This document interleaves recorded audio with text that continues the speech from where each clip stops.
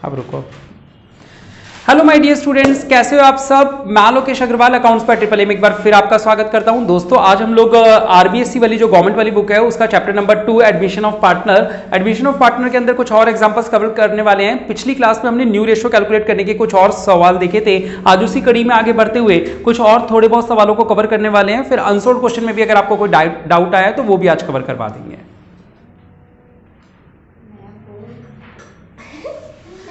आ जाओ करें, चलो शुरू करते हैं बेटा।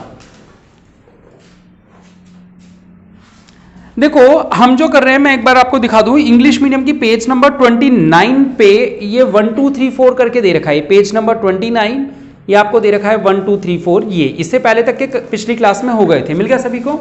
चलो ठीक है, आओ बेटा शुरू करते हैं। फर्स्ट में लिखा है, मैं हमेशा कहता हूं सवाल की समरी बनाना सीखो बेटा, क्योंकि जितना सवाल की समरी बना पाओगे उतना सवाल में क्लैरिटी मिलेगी आपको, इसी चैप्टर में नहीं किसी भी चैप्टर में।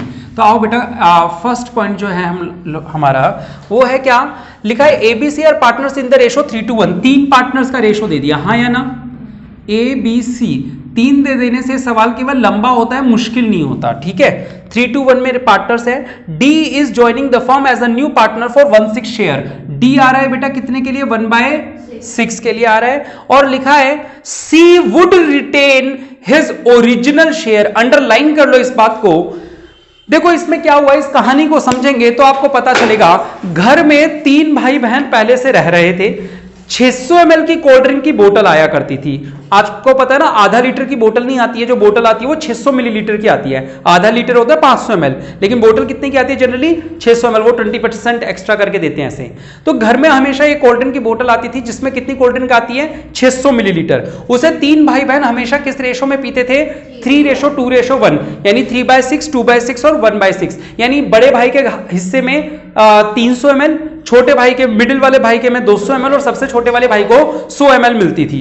ठीक है, बड़ा वाला भाई 300 ml, फिर 200 ml और 100 ml, हो गया 600 ml पूरी कोल्ड ड्रिंक। एक दिन एक नया घर में मेहमान आया, मेहमान का नाम था डी। और डी घर में मेहमान आया तो बेटा मेहमान को भी कोल्ड ड्रिंक तो पिलाएंगे ही। उससे पूछा आप कितनी लेंगे? तो उसने कहा मेरा 1/6 बना दो। यानी जो 600 ml की बोतल आई है वो 600 ml की बोतल में से पहले किसको देना है? डी को। और कितना देना है? 600 ml का 1/6, यानी कि 100 ml उसको दे दिया, हाँ या ना। अच्छा ये टाइप 1 दिख रहा है, टाइप 2 दिख रहा है? टाइप है ये टाइप 2 दिख रहा है। इसमें बनी है कोई लाइन कि डी को किससे कितना मिला है? गुड मॉर्निंग, चलो ठीक है। टाइप 1 है ना। और किसी को डाउट? जिसमें आगे कोई 2 लाइन बन जाए, सिंगल लाइन बन जाए, कोई ये पता चल जाए कि डी को किससे कितना मिला है, तो उसमें क्या करना पड़ता है हमें? वो टाइप 2 है। यहां कोई इंफॉर्मेशन नहीं है, वहां क्या है? टाइप 1 है। तो डी को कोल्ड ड्रिंक का गिलास भर के दिया कितना? 100 ml। क्यों? क्योंकि 600 ml की बोतल थी, 1/6 उसको दे दिया। अब ये जो बची हुई कोल्ड ड्रिंक है कितनी बची हुई है? 500। इसको हिलाना मत। रिमेनिंग शेयर बेटा, रिमेनिंग शेयर ही तो निकालते ना। क्या होता है? Let the total share be 1। C share 1 या डी शेयर 1/6, रिमेनिंग शेयर 5/6। 5/6 का मतलब 500 ml। ये 500 ml कौन पिएंगे? हम तीनों, 3 भाई है ना। 3 भाई किस रेशो में पिएंगे? 3:1 में। लेकिन अगर इतना ही होता तो ठीक था। इस सवाल में एक रिस्ट्रिक्शन लगा दी। क्या लगाई जरा सुनना। उन्होंने बोला, अंडरलाइन कर लेंगे सवाल के अंदर, C would retain his original share. लगा दो, C would retain his original share. भाई छोटे वाले भाई ने बोला यार पहले से ही 100 ml देते थे तो मुझे, जब 600 ml लाते थे तो 100 ml देते थे, अब तो बची 500 ml है, तो अब तो तुम और कम कर दोगे मेरा 500 ml का 1/6 दोगे मुझे। नहीं भाई नहीं, छोटे वाला भाई जित पड़ गया, मैं तो अपनी उतनी लूंगा जितनी पहले लेता था। C would retain his original share. Original का मतलब 1/6। यानी यहां पे एक और इंफॉर्मेशन आ गई कि सी ने बोला कि भाई मैं तो उतनी ही लूंगा जितनी पहले लेता था। यानी पहले भी 1/6 लेता था, अभी भी 1/6 लूंगा। तुम दोनों भाई बड़े भाई हो, तुम लोगों को कम लेनी है तो लो, मैं तो कम नहीं करने वाला अपनी। करता है ना छोटा भाई जिद, हाँ या ना।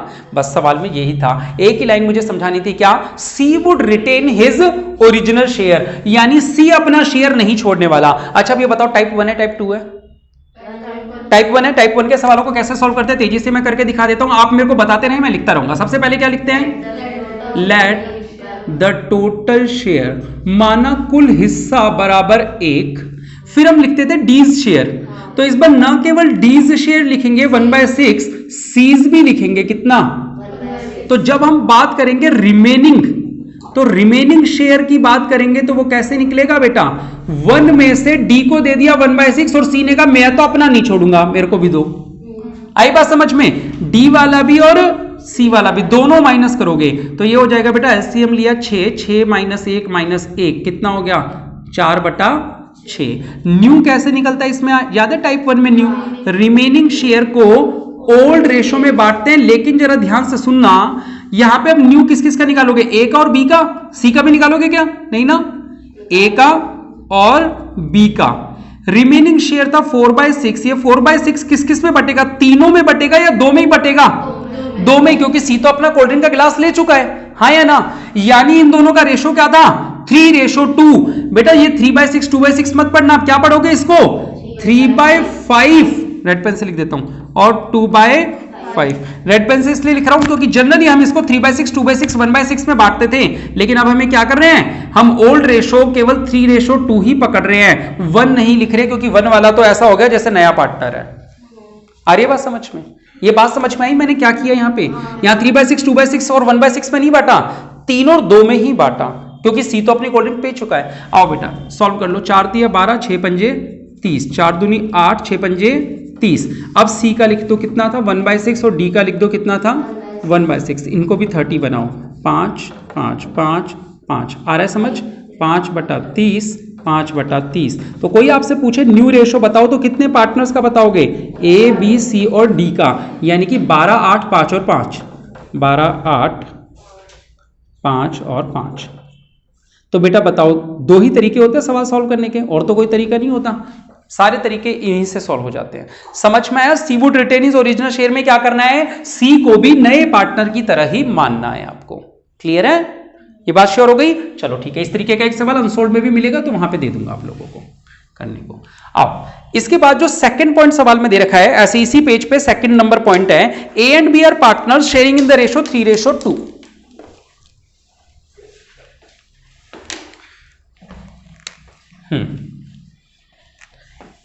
कौन सा सेकंड पॉइंट, इस पर लिखा है ए और बी पार्टनर्स हैं, किस रेशो में है बेटा 3:2 में है, और कहां गया, हाँ सेकंड पॉइंट लिखा है सी इज एडमिटेड फॉर 1/4 शेयर, सी कितने के लिए आ रहा है 1/4 के लिए आ रहा है, और लिखा है A and B decided to share equally in future. Underline कर दो बेटा, इस सवाल में खास बात क्या है, कह रहे हैं A and B decided to share equally in future, को सर्किल में डाल देना पूरे वर्ड को, इक्वली इन फ्यूचर। आ रही है बात समझ, डन। अच्छा उन्होंने बोला भाई टाइप तो यही था, सवाल तो इतना ही था, ये इनका ओल्ड रेशो था, हाँ या ना। इन्होंने कहा कि ये ए और बी जो है, तीनों नहीं, ए और बी जो है ये फ्यूचर में इक्वली शेयर करेंगे।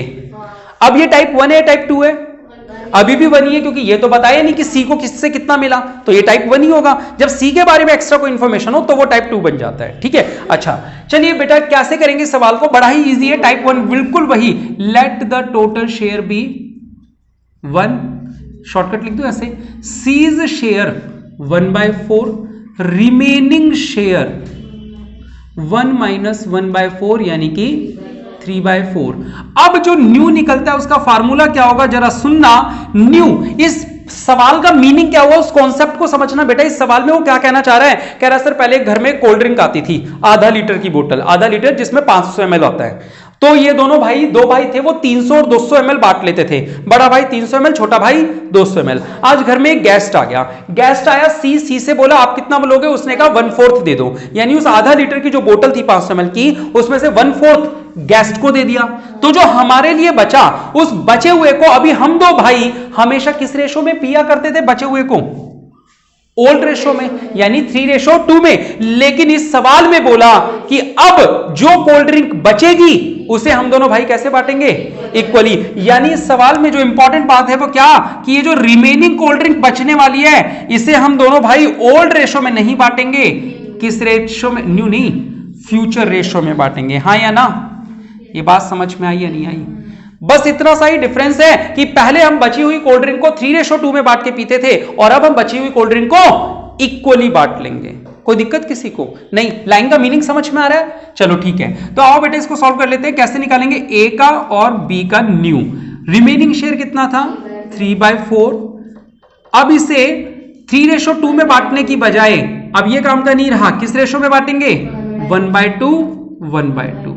तो ये कितना हो जाएगा? 3/8 3/8 और सी का फिर से लिख लो कितना था? 1/4। इसको भी 8 बनाओ, 2 और 2 ऊपर नीचे 2/8। तो न्यू रेशो जो ए बी सी का हो जाएगा 3:3:2।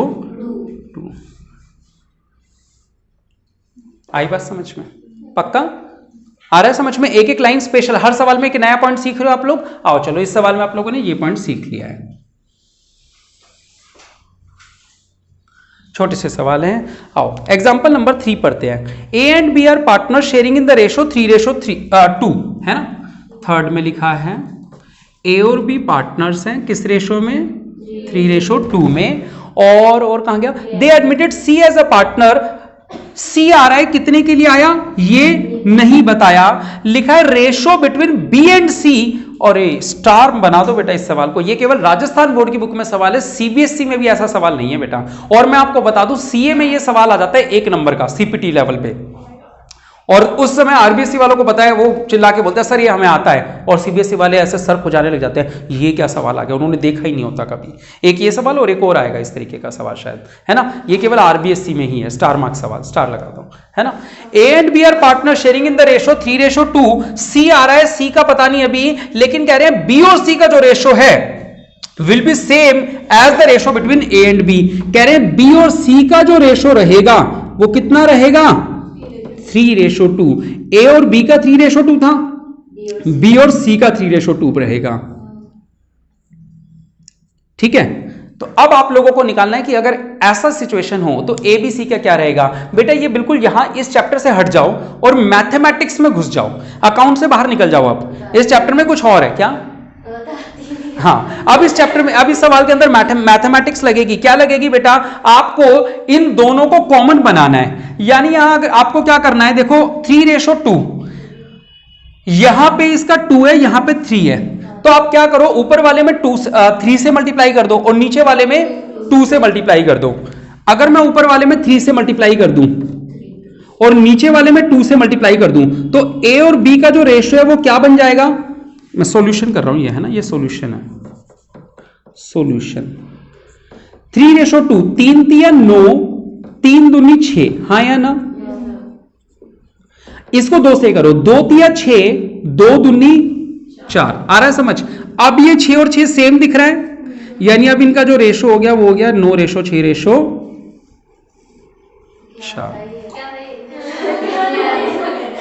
इस चैप्टर से हटके है बिल्कुल। अच्छा समझ नहीं आया क्या? अच्छा मुझे लगा आप कह रहे हो, हाँ चलो मैं बता देता हूं। यहां पे दोनों में कॉमन कौन है? दोनों में कॉमन ए बी और बी सी वाले में बी। बी की वैल्यू को सेम करना है, बी की वैल्यू को हमारा टारगेट क्या है? सेम करना है। यहां 2 है, यहां 3 है। ऊपर वाले में 3 से मल्टीप्लाई कर दो, नीचे वाले में 2 से मल्टीप्लाई कर दो।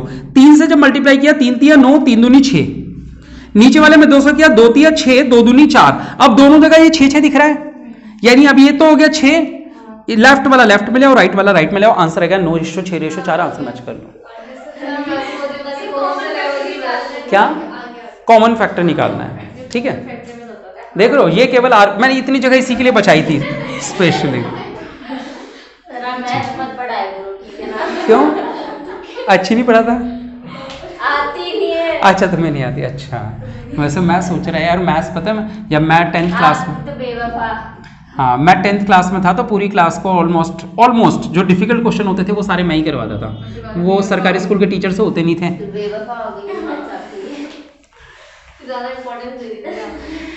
चलो टॉपिक पे चलते हैं, मत याद दिलवाओ। चलो करें तो इतनी सारी लाइट। एक काम करना, एक बार सिटी बंद करना। सिटी वहां पे लिखा हुआ है, सिटी बंद करना। चलो ठीक है, शायद मतलब central tubelight, left tubelight, right tubelight और CFL है ना। इतने सारे स्विचेस में फिर कंफ्यूजन होती है ना, तो आइडेंटिफाई। चलो हाँ 4th देखते हैं। चलो 4th ये हो गया सॉल्व। चलो ये 1 नंबर में आएगा पेपर में, सिंपल, और यही वैल्यूज आ जाएंगी। ऐसे दे रखा तो आंसर लिख देना 9/6/4। ठीक हाँ चौथा, A and B are partners in 3:2. A and B are partners in 3:2. ठीक है, फिर लिखा है दे admit C for 1/5 share. C कितने के लिए आ रहा है? 1/5 के लिए आ रहा है. मिल गया सबको? C gets का मतलब होता है प्राप्त करना, यानी टाइप 2 का सवाल आ गया ये. C gets his 1/2 share from A. 1/2 तो किससे मिलेगा? A से. और and get his remaining share from B. यहां पे गलत है ना? अच्छा, ये तो और स्टार मार्क्स सवाल है, लगा दो एक और स्टार इस पे. क्या? नहीं, ये सच्ची में स्टार वाला है. नहीं, अच्छी बात है, 5 स्टार पेपर में आ जाएगा ये सवाल, तो याद नहीं रहेगा आपको. प्रैक्टिस किसकी होगी? इन सब की. आप कहोगे 2 ही टाइप थे पेपर में, ये कौन सा टाइप आ गया? तो याद रहेगा 5 स्टार देख के कि याद आ गया. ये देखो, ये बड़ा अच्छा सवाल है, ये बड़ा अच्छा सवाल है, सच्ची में अच्छा है. लंबा भी जाएगा थोड़ा सा सॉल्व करते समय, ध्यान से सुनेंगे. एक तो ऑफ का मीनिंग कल मैंने बताया था मल्टीप्लाई होता है, और फ्रॉम का मतलब कुछ नहीं होता है. लेकिन यहां पे क्या होता है, जब ऐसी लाइन लिखी हो, यानी सी को मिला, ए ने दिया, और ए ने कितना दिया? 1/2 ऑफ हिज शेयर लिखा होता है तो मल्टीप्लाई लगाते हैं. 1/2 फ्रॉम हिज शेयर लिखा होता है तो कुछ नहीं, 1/2 ही लिख देते हैं. लेकिन वो लाइन होती है ए के नजरिए से. किसके नजरिए से लाइन लिखी होती है? ए के नजरिए से, कि ए ने इतना दिया. यहां पे पता है क्या लिखा है? लाइन की इंग्लिश की हिंदी समझना. होती क्या है, हम लोग गलती कहां करते हैं? इंग्लिश नहीं समझ में आती. अकाउंट्स तो मैं समझा दूंगा आपको, जो समझ में नहीं आती वो होती है इंग्लिश. एक बार इंग्लिश की लाइन दोबारा पढ़ेंगे. पता है क्या लिखा है? न्यू कौन सा सवाल था? 3rd नहीं 4th. 1/5 के बाद सी गेट्स हिज 1/2. अंडरलाइन कर दो या सर्किल कर दो हिज 1/2 को. हिज और 1/2 को एक ही सर्किल में डाल दो बेटा. ठीक है, हिज और 1/2 को एक ही सर्किल में डाल दो. इसका मीनिंग क्या हुआ? कह रहे जो भी मेरा हिस्सा है, मैं सी हूं, जो भी मेरा हिस्सा है उसका आधा मुझे ए से मिलता है.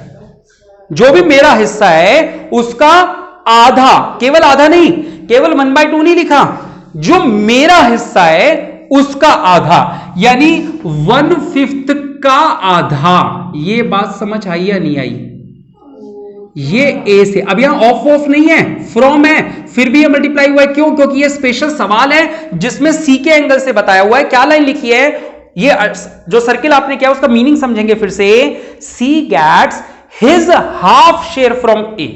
मेरे को कोई चीज 1/10 चाहिए, 1/10. मैंने कहा ए और बी खड़े हुए, मैंने कहा कौन देगा? मैंने ए से बोला कि मेरे को 1/10 चाहिए. मान लो 1 किलो देशी घी था तो 1/10 कितना हो गया? 100 ग्राम. मैंने कहा 100 ग्राम देशी घी मुझे चाहिए, 1/10 का मतलब 100 ग्राम हो गया. मैंने कहा मेरा आधा घी तो ए देगा. कौन देगा मेरे को आधा घी? तो किससे चाहिए? ए से. बताओ ए से कितना मिला? 1/2. क्या आधा किलो मिल गया, या 100 का 1/2 50 ग्राम मिला? आई बात समझ में? 1/2 किसका? जो मेरा है. मेरा कितना है? 100 ग्राम. 100 ग्राम का 1/2 मेरे को उससे मिलेगा, यानी मेरे हिस्से का 1/2 मेरे को किससे चाहिए? ए से चाहिए. ये जो अपन ने सर्किल किया है ना, ये इंपॉर्टेंट टर्म है. आप चाहो तो वहां पे ये लिख लो 1/5 इंटू 1/2. वहां पे ये लिख लो हिज हाफ का मतलब, हिज का मतलब 1/5 और हाफ का मतलब 1/2. तो 1/5 इंटू 1/2 कौन देगा मुझे? ए देगा. अभी तो इतनी ही बात नहीं थी, सवाल में और खास बात है, सुनना जरा. कह रहे हैं and gets his remaining share from A and B equally. कह रहा और जो रिमेनिंग बचेगा बेटा, और जो रिमेनिंग बचेगा वो मेरे को किस किस से चाहिए? ए एंड बी से इक्वली. बेटा पहली बात तो ये बताओ, ये जो रिमेनिंग वो बोलना चाह रहे हैं, इस रिमेनिंग का मीनिंग क्या है? इस रिमेनिंग का मतलब है कि मेरा शेयर था 1/5, उस 1/5 में से कुछ तो मुझे ए से मिल चुका है. मैं इसको 1/10 लिख दूं क्या? तो यहां पे आसानी से आप समझ पाओगे. रिमेनिंग का मीनिंग क्या है? रिमेनिंग का मीनिंग है कि मुझे टोटल चाहिए 1/5. मैं इतनी देर से 1/10 बोल रहा था क्या? अच्छा चलो कोई बात नहीं. रिमेनिंग का मीनिंग क्या है? मुझे टोटल 1/5 चाहिए. 1/5 में से 1/10 मेरे को कौन दे चुका है? ए. तो मेरा रिमेनिंग कितना हो गया? 1/5 माइनस 1/10. रिमेनिंग का मतलब होता है बचा हुआ. रिमेनिंग का मतलब क्या होता है? बचा हुआ. ऐसे समझो 1 किलो घी था, मुझे 1/5 यानी 200 ग्राम चाहिए था. 200 ग्राम में से मैंने बोला ए आधा तो तुझसे लूंगा. तो ए ने कहा कि 1 किलो घी का 1/5 यानी 200, और 200 का आधा कितना 100 यानी 1/10। अगर 1 किलो का 1/10 करोगे तो भी तो 100 ग्राम आएगा ना, यानी 100 ग्राम मेरे को किससे मिल चुका है, ए से। अभी रिमेनिंग कितना और चाहिए मेरे को, टोटल कितना चाहिए था 200 ग्राम। 200 ग्राम में से 100 ग्राम किससे मिल गया, ए से। तो कितना और बचा, रिमेनिंग का मतलब होता है जो आपको चाहिए था, समझ रहे हो, जो आपको चाहिए था और जो आपको मिल गया वो माइनस कर दो। आई बात समझ, ये मुझे चाहिए था और ये मुझे मिल गया तो रिमेनिंग निकल गया, हाँ या ना।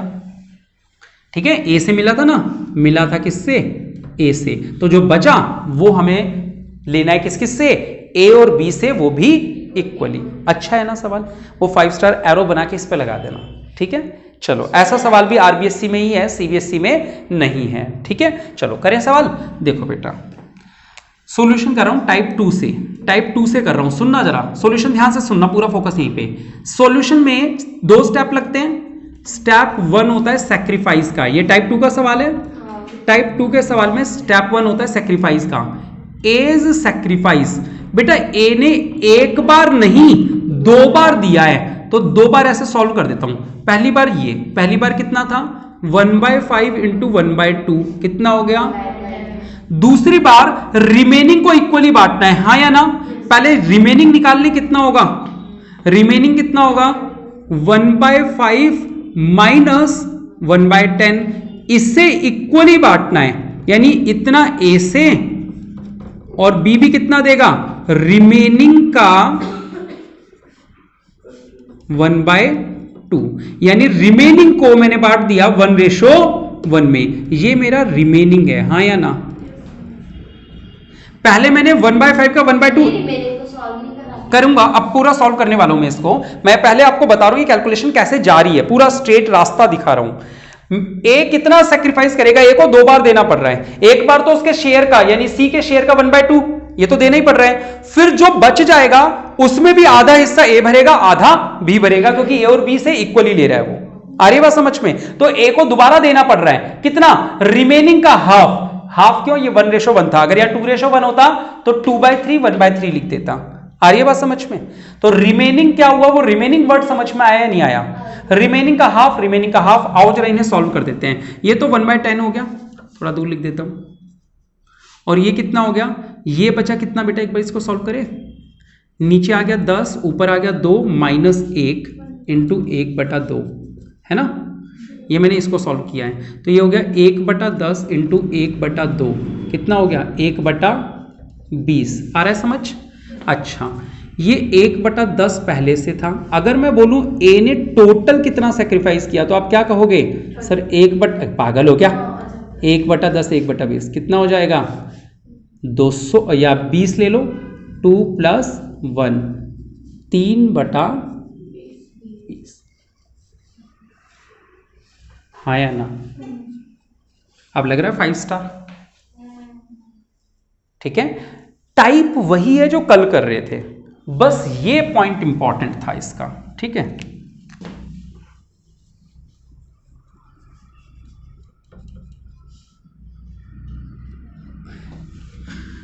ये स्टार पॉइंट था इसका। आओ ये तो आसान है, नीचे वाला ये कितना हो जाएगा, वही आ जाएगा ये 1/10 नहीं 2 - 1/10, ऊपर वाले की तरह ही 2 - 1/10 इंटू 1/2, तो ये कितना हो जाएगा 1/10 इंटू 1/2, ये कितना हो जाएगा 1/20। अब न्यू निकालेंगे स्टेप 2 में।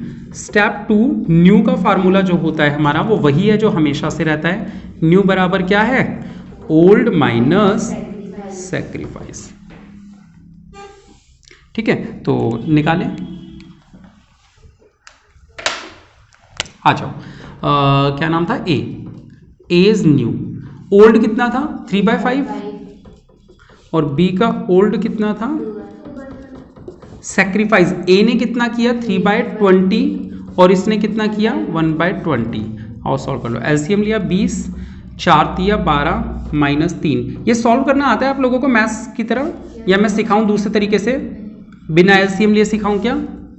20 4 दूनी 8 -1 7/20। जिन्हें इस तरीके से नहीं आता हो एलसीएम लेना, वो ऐसे भी कर सकते हैं। जैसे मान लो ये था, नीचे वाले दोनों को मल्टीप्लाई करो, 20 पंजे 100, फिर इस 20 को 3 से करो 60, 5 को 3 से करो 15, ये हो गया 45/100। ऐसे भी कर सकते हो। 20 पंजे 100, 20 दूनी 40, 5 एक कम 5, 35, 45 कैसे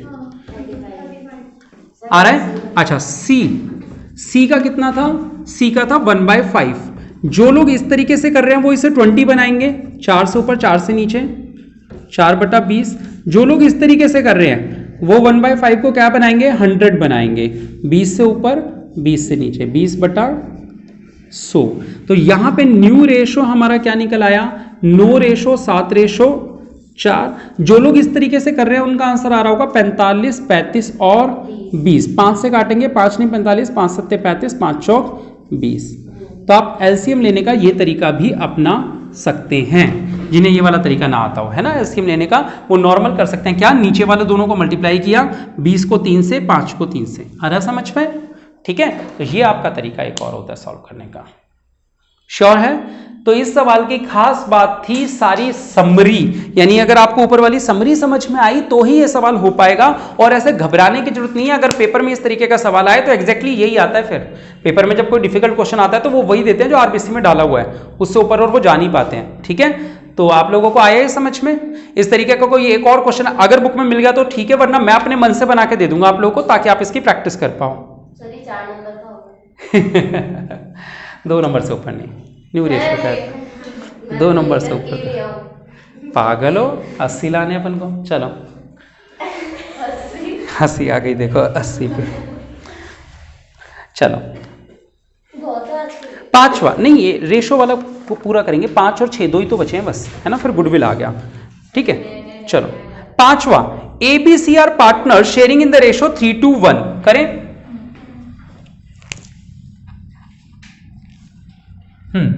ABC 3:1।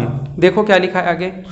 आगे लिखा हुआ है, कहां गया नीचे, हाँ, they admit D who gets 1/4 of his share. They admit D who gets, सुनो डी आ रहा है कितने के लिए अभी नहीं बताया, लेकिन आगे क्या लिखा है? Who gets 1/4 of his share from A. यहां पे ना मान लो ये x है, कितना है? x। तो a से कितना मिलेगा? x का 1/4। अभी हमें ये नहीं पता ना कि d को कितना मिल रहा है, बस ये पता है कि d को a से मिल रहा है कितना, जो खुद का हिस्सा है उसका 1/4। क्या लिखा है? लाइन दोबारा पढ़े, इस सवाल में क्या लिखा है? ये अच्छे सवाल है सारे, इसीलिए अलग से कर रखे हैं इन सवालों को सारे नीचे अलग से। तो बताओ इसमें क्या लिखा था? लाइन पढ़ते एक बार। d आ रहा है, कोमा लगा दिया, यानी d कितने के लिए आ रहा है ये तो बताया नहीं। उन्होंने कहा, कह रहे हैं हु गेट्स 1/4, तो मैंने 1/4 लिख दिया, ऑफ मल्टीप्लाई लिख दिया, हिज शेयर, यहां पे हिज ए है या डी है? ये बात समझ में आई? हिज का मतलब ए और डी में कंफ्यूजन भी हो सकती है, तो बात किसके बारे में चल रही थी? डी के बारे में। तो यानी डी का शेयर तो पता ही नहीं था, एक्स का 1/4 इसको ए से मिलेगा। और इंग्लिश अच्छे से पढ़ लो बस। आगे क्या लिखा है? B surrenders. अब जो दूसरी बात चल रही है वो किसकी चल रही है? बी। और ये किसके नजरिए से बात चल रही है? अब बी के नजरिए से बात चल रही है, क्योंकि बी सरेंडर कर रहा है, यानी बी समर्पित कर रहा है। ए वाली लाइन जो थी वो किसके नजरिए से चल रही थी? डी कोमा हु वहां पे कौन था? एक सेकंड बेटा, एक सेकंड पॉज कर। कौन गया? अच्छा हाँ बेटा, तो आगे देखते हैं हम लोग। कौन सा सवाल था अपना? 5th क्वेश्चन में क्या लिख दिया हम लोगों ने? हाँ, हमने इंग्लिश की लाइन पढ़ रहे थे, लिखा था दे एडमिट डी और कोमा लगा के हु गेट्स लिखा था, यानी यहां पे हु के बारे में किसके बारे में बात चल रही है? डी के पॉइंट ऑफ व्यू से बोला हुआ था। क्या? 1/4 ऑफ हिज, यानी हिज यहां पे कौन था? डी। तो 1/4 ऑफ हिज यानी कि डी का शेयर। ठीक है, अब वो आगे क्या बोल रहा है, फिर से इंग्लिश समझना जरा आप लोग। बी सरेंडर्स, यानी अब वो जो लाइन बोल रहा है वो किसके पॉइंट ऑफ व्यू से बोल रहा है? बी के पॉइंट ऑफ व्यू से बोल रहा है। कह रहा बी सरेंडर कर रहा है 1/4 ऑफ का मतलब मल्टीप्लाई, कहां गया? His share. अब यहां पे हिज कौन है? यहां पे बी है। किसके पॉइंट ऑफ व्यू से बात चल रही है? बी के। तो यहां पे हिज कौन हो गया? बी। यही इंग्लिश का फर्क है। मैंने आपको आज की क्लास में पहले भी कहा ना, मैं आपको अकाउंट सिखा सकता हूं, इंग्लिश आपको सीखनी होगी। तो यहां पे हिज का मीनिंग क्या हो गया? बी। बी का शेयर कितना था? 2/6। ठीक है, चलो आगे देखो। सी सरेंडर्स, अभी तो और बाकी था ये सी। अब यहां पे अगर हम सी की बात करें तो ये किसके पॉइंट ऑफ व्यू से बात चल रही है? अब सी के, क्योंकि सी सरेंडर कर रहा है, यानी सी समर्पित कर रहा है। ठीक है, 1/5 ऑफ मल्टीप्लाई हिज शेयर, यानी सी का शेयर 1/6। ठीक है, अच्छा find new profit sharing ratio करें। इनका तरीका छोड़ते हैं, एक बार अपन अपने तरीके से करते हैं। एक बात बताओ, इन सबका टोटल x होना चाहिए या नहीं होना चाहिए? A से जो मुझे मिला, B से जो मुझे मिला और C से जो मुझे मिला, तीन लोगों ने मेरे कोल्ड ड्रिंक के गिलास में थोड़ी थोड़ी सी कोल्ड ड्रिंक डाली। ये तीनों का जो सैक्रिफाइस है, इन तीनों का जो टोटल है, वो मेरा न्यू शेयर होना चाहिए या नहीं होना चाहिए? हाँ या नहीं? कल मैंने एक सवाल करवाया था जिसमें सी का शेयर नहीं दे रखा था, और मैंने वो इसीलिए करवाया था, उसमें मैंने लिखा था C share equals to A sacrifice plus B sacrifice. इसका मतलब यहां पे अगर मैं कहूं डीज शेयर बराबर, सुनना इस सवाल को, डीज शेयर बराबर क्या होगा?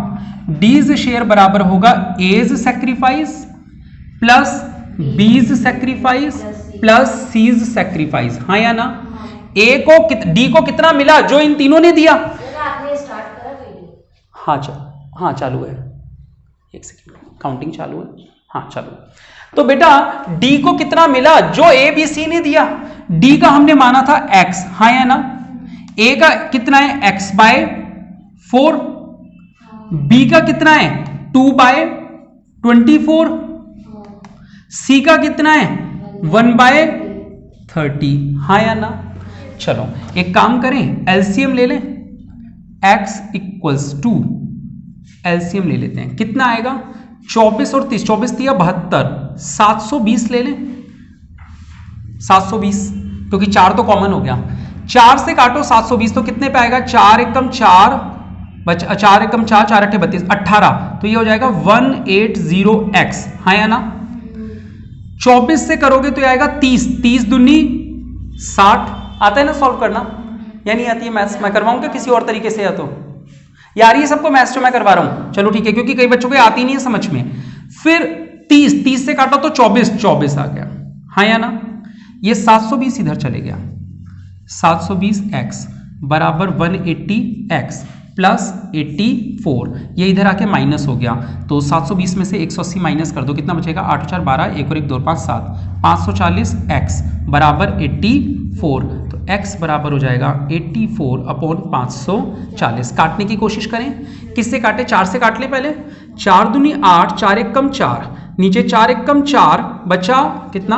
1, 4 दिया 12, 4 पंजे 20, 21 हो गया। ये भी 3 से कटेगा और ये भी 3 से कटेगा।